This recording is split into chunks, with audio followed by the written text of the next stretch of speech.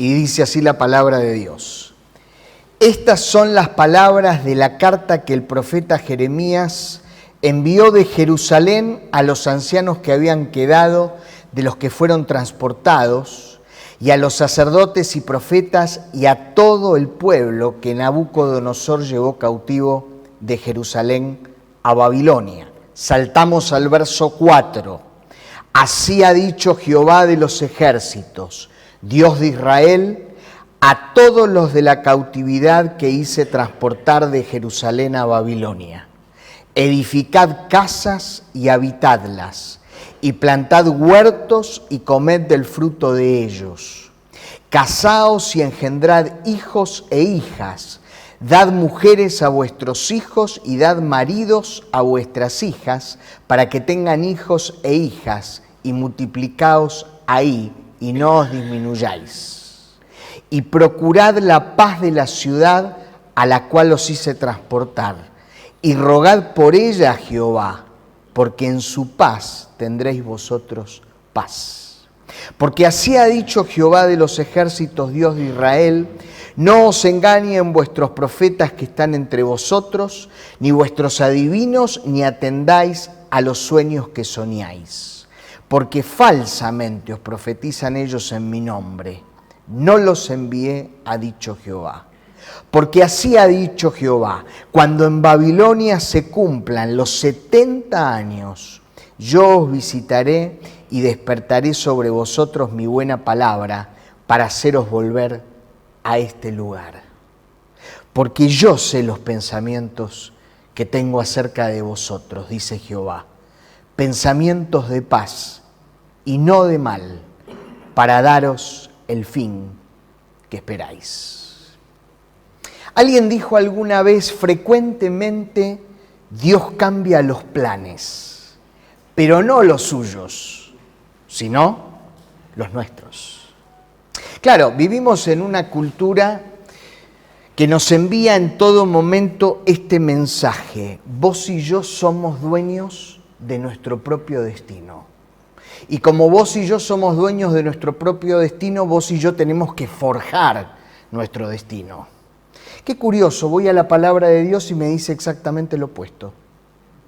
El libro de Proverbios dice en el capítulo 19, en el verso 21, podés hacer todos los planes que quieras, pero el propósito del Señor prevalecerá.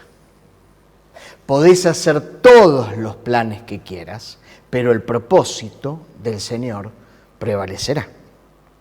Una misionera llamada Elizabeth Elliot señaló lo siguiente: si oramos como Dios nos enseñó en el Padre Nuestro, es decir, hágase tu voluntad en la tierra como en el cielo, es muy probable que para hacerse su voluntad, la nuestra sea deshecha cada cierto tiempo, de forma que yo haga lo que Él quiere y no lo que yo quiero. La situación por la que tuvo que atravesar el pueblo de Israel, que acabamos de leer, me muestra por lo menos dos cuestiones que yo quiero observar con vos en esta mañana. La primera, a lo largo de la historia de la humanidad, el hombre ha intentado, escucha esto, instruir a Dios acerca de cómo se tenía que comportar el Creador para con el ser creado. Lo digo nuevamente, a lo largo de la historia, el hombre ha intentado instruir a Dios acerca de cómo se tenía que comportar el Creador con el ser creado. Qué llamativo. El salmista dice en el Salmo 24 que de Jehová es la tierra y su plenitud, el mundo y los que en él habitan. Y sin embargo caemos una y otra vez en esta misma dinámica.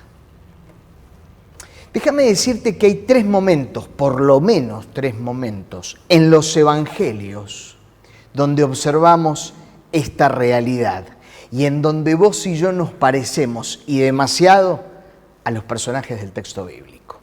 La primera aparece en el Evangelio de Lucas. El Señor le ordena a Pedro echar sus redes para pescar. No nos olvidemos que Pedro era un simple pescador. Y Pedro hace algo que a mí me llama la atención una y otra vez. Le aclara al Señor, como si el Señor no lo hubiese sabido, de que ya había estado toda la noche pescando sin resultado. Claro, en este momento entendamos lo siguiente. Pedro no sabía que Jesús era Dios hecho hombre. Por lo tanto, no sabía de su omnisciencia.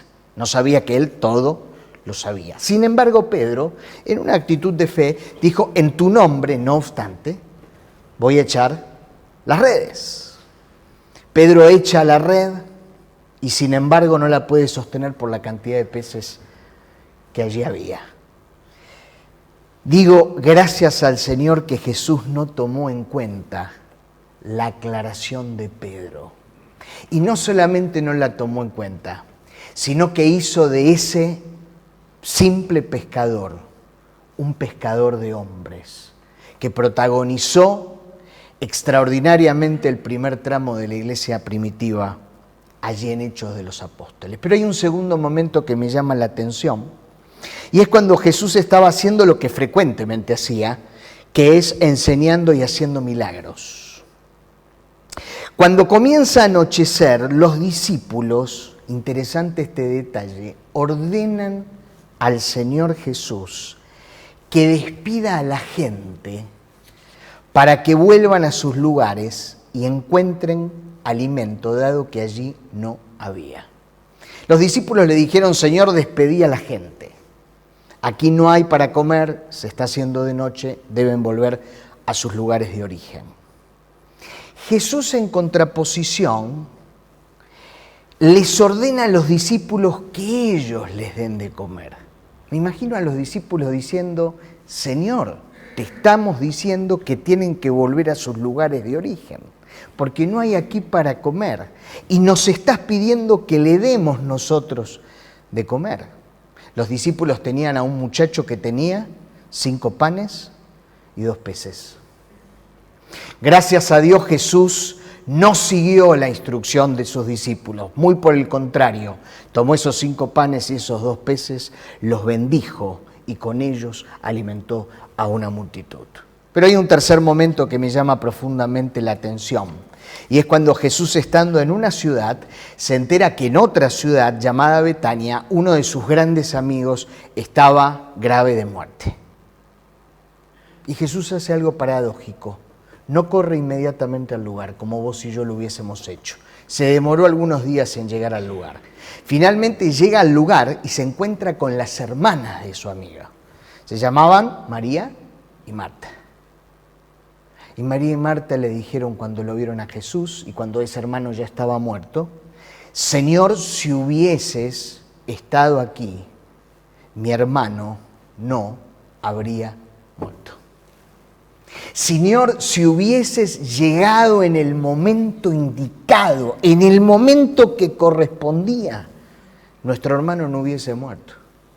Lo digo de otra manera, le dijeron al Señor, Señor, llegaste tarde. María y Marta estaban tan absortas en las circunstancias que no vislumbraban lo que Jesús quería hacer a través de esas circunstancias. Lo digo de otra manera, María y Marta hicieron lo mismo que hacemos vos y yo. Hacemos de las circunstancias un fin en sí mismo y las circunstancias son apenas un medio para que Dios manifieste su gloria, su poder y su propósito en nosotros. ¿O no hizo acaso eso con Lázaro? Le dijo, esta circunstancia es la circunstancia perfecta para que yo manifieste mi gloria en este momento, que es el momento perfecto. Y llamó a Lázaro de la tumba y le dijo, Lázaro, ven fuera. Pero hay una segunda cuestión, que la situación por la que atraviesa el pueblo de Israel allí en Babilonia me lleva a pensar. Y es que la vida cristiana está llena de paradojas. Definamos qué es una paradoja. Dice el diccionario que la paradoja es un dicho o hecho que parece contrario a la lógica. Dicho o hecho que parece contrario a la lógica. Ojo, solamente parece, no lo es. La primera paradoja la encuentro en el libro del profeta Isaías, en un texto que vos y yo conocemos muy bien, cuando él dice: he aquí que la Virgen concebirá y dará a luz un hijo y llamará su nombre Emanuel. Alguien podría decirme: espera, ¿es virgen o concebirá? ¿Podrá concebir siendo virgen? ¿Puede una virgen concebir? Déjame decirte, porque lo sabemos muy bien, que 700 años más tarde una virgen concibió y dio a luz un hijo y llamó su nombre Emanuel, Dios con nosotros. Hay una segunda paradoja y la encuentro en el Evangelio de Mateo. Dice que regresó Jesús a Nazaret, su pueblo, y cuando comenzó a enseñar, todos asombrados se preguntaban: ¿de dónde saca esa sabiduría y el poder para hacer milagros? ¿No es este el hijo de un carpintero? Perdón, o sos hijo de un carpintero o tenés sabiduría y haces milagros. Pero no puede el hijo de un carpintero tener sabiduría y hacer milagros. Eso no cabe en la lógica. El hijo de ese carpintero no solo tuvo sabiduría e hizo milagros, muchos otros podrían haberlo hecho también, sino que revolucionó su propio entorno, fue a la cruz, murió, resucitó, salvó a la humanidad pecadora y marcó un antes y un después en la historia. ¿Sabés quién lo hizo? El hijo de un carpintero. Tercer paradoja que encuentro. El apóstol Pablo les escribe a los corintios en un suceso extraordinario y termina afirmando: cuando soy débil, entonces soy fuerte. Perdón, o sos débil o sos fuerte. Pero ¿cómo podés ser fuerte siendo débil? El apóstol Pablo lo explicaría de esta manera: cuando me siento débil, comienzo a depender de Dios. Cuando dependo de Dios, Él se manifiesta a través mío. Es ahí entonces que soy fuerte. Por eso, cuando soy débil, es entonces ahí que soy fuerte. Pero volviendo a la historia que nos ocupa esta mañana, nos encontramos con el pueblo de Israel, el pueblo de Dios, viviendo una situación sumamente crítica, una situación que escapaba de sus deseos, una situación que nada tenía que ver con lo que ellos habían proyectado para el futuro. Y escuchan al Señor diciéndole: yo sé los pensamientos que tengo acerca de vosotros, dice Jehová, pensamientos de paz y no de mal, para daros el fin que esperáis. La Nueva Traducción Viviente lo expresa de esta manera: pues yo sé los planes que tengo para ustedes. Son planes para lo bueno y no para lo malo, para darles un futuro y una esperanza. La situación por la que atraviesa el pueblo de Israel me recuerda muchísimo a la vida de José. José vivió todo tipo de crisis, todo tipo de conflictos, todo tipo de calamidad, pero todo tipo, el que usted se puede imaginar. Sin embargo, dice el texto, y me llama muchísimo la atención, que en medio de las pruebas más duras siempre salía airoso, porque Dios estaba con él. En el final de la historia, ya en el final del libro de Génesis, sus hermanos, esos que habían gestado toda su calamidad y su crisis, se vuelven a encontrar con él. Solo que no era ese muchacho al que ellos habían maltratado. Era el número 2 en Egipto. Y allí van ellos porque en su propia tierra había hambre. Al principio no lo reconocen, pero cuando él se manifiesta como su hermano, temen que él tomase venganza por todas aquellas maldades que le habían hecho. Sin embargo, José, demostrando dónde estaba parado en su vida espiritual, porque déjame hacer un paréntesis y decir que hay dos momentos donde uno manifiesta dónde está parado espiritualmente.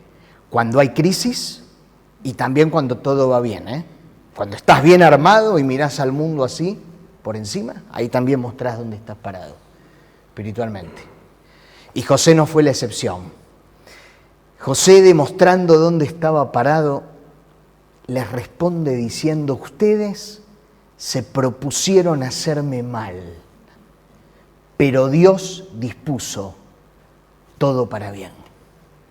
Ustedes generaron muchas de las circunstancias por las que tuve que atravesar, es cierto, pero Dios utilizó esas circunstancias para manifestar su gloria en mi vida. Las circunstancias fueron simplemente un medio para que Dios manifieste su gloria, para que manifieste su persona en medio de las circunstancias. ¿Sabes por qué? Porque Él sabe los planes que tiene.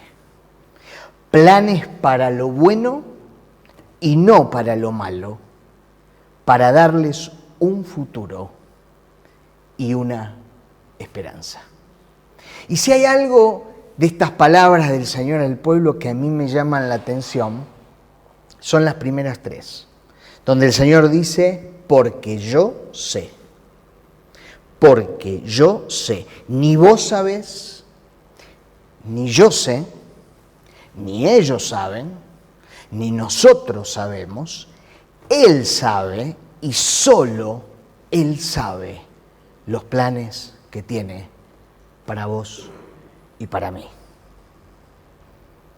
Una extraordinaria mujer cayó enferma. Era una mujer de fe.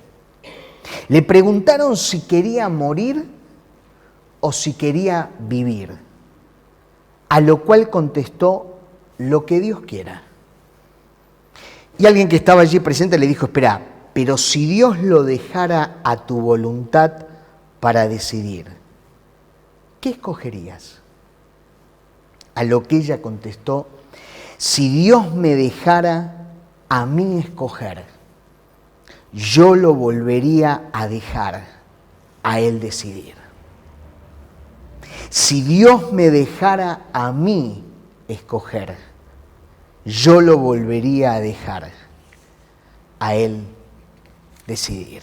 Y quizás la pregunta que nos deberíamos llevar en esta mañana es: si Dios te dejara a vos escoger, ¿lo volverías a dejar a Él decidir?